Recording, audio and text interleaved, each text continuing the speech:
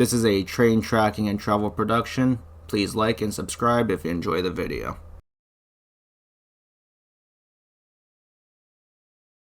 In November of 2024, in Auburn, Washington, a BNSF Intermodal train is making its way south on the Seattle Sub. The train is being led by a Gevo and, surprisingly, an older SD70 Mac in a faded Heritage 2 paint scheme.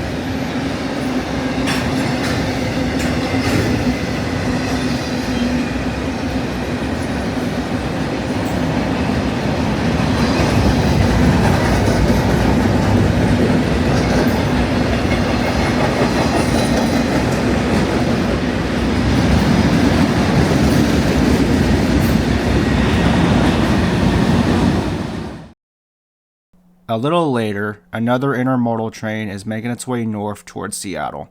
This train, however, is only made up of modern GE locomotive power.